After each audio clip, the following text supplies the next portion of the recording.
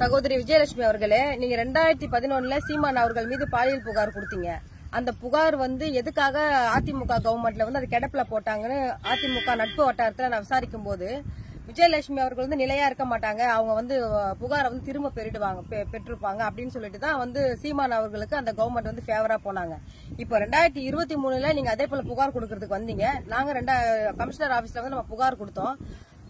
மாண்புமிகு முதலமைச்சர் அவர்கள் தமிழ்நாட்டில் இருக்கக்கூடிய பெண்களுக்கு நான் தந்தை ஸ்தானம் அப்படின்னு அவர் சொன்னதன் அடிப்படையில் அவர் காவல்துறையை முடுக்கி விட்டாரு. பாதிக்கப்பட்ட பெண்ணுக்கு உண்மையா பாதிக்கப்பட்ட அவங்களுக்கு நீதியை பெற்றுக் கொடுக்கணும்.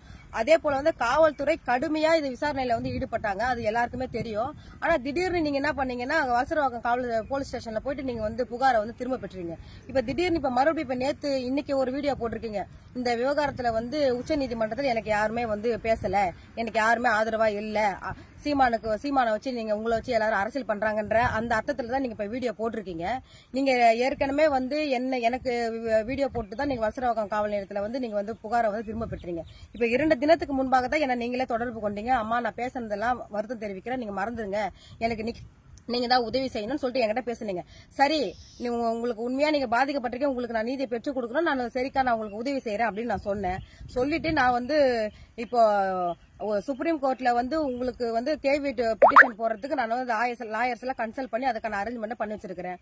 உங்களுக்காக உண்ணாவிரதமா இருக்கிறதுக்கு நான் போராட்டத்தை அரேஞ்ச் பண்ணி வச்சிருக்கேன். நீங்க திடீர்னு இன்னைக்கு வீடியோல நான் எதுக்குமே வரமாட்டேன், எனக்கு யாருமே பேசலாம், போறதை கிளம்ப மாட்டேன், வரமாட்டேன் அப்படின்னு நீங்க சொல்லிருக்கீங்க. நான் என்ன கேக்குறேன்னா, அதாவது சீமான் அவர்களுக்கும் எனக்கும் கருத்தியல் ரீதியா தான் இருக்கு பிரச்சனை. அதை நான் அரசியல் ரீதியா பாத்துப்பேன். நான் உங்களுக்காக தான் நான் சீமான் அவர்களை நான் பகச்சுக்கிறேன். மத்தபடி அவருக்கு எனக்கு எந்த பிரச்சனையும் கிடையாது. தமிழ்நாட்டிலே உங்களுக்காக சீமான் அவர்கள் தான் உங்களை அசிங்கப்படுத்திட்டு இருக்காரு. அதை சொல்லிதான் நம்ம தமிழ்நாட்டு மக்கள் கிட்ட ஆதரவு நிலையை ஆதரவு தளத்தை நாங்க உருவாக்கி வச்சிருக்கோம். ஆனா நீங்க அந்த ஆதரவு தளத்தை நீங்க ஒரு வீடியோ மூலியமா அதை தவறா நீங்க பேசுறீங்க.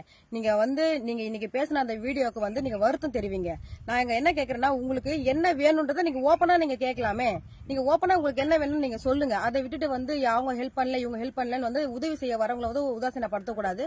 நீங்க இன்னைக்கு பேசின வீடியோக்கு நாட்டு மக்கள் கிட்டயும் எங்களை போன்ற உங்களுக்கு ஹெல்ப் பண்ணவங்க நீங்க வருத்தம் தெரிவிங்க. அப்படி வருத்தம் தெரிவிக்கலன்னா நாங்களும் உங்களுக்கு நானும் ஹெல்ப் பண்ண முடியாது, நாட்டு மக்களும் உங்களுக்கு ஹெல்ப் பண்ண மாட்டாங்க. இந்த காணொலி வாயில தெரிவிச்சுக்கிறேன்.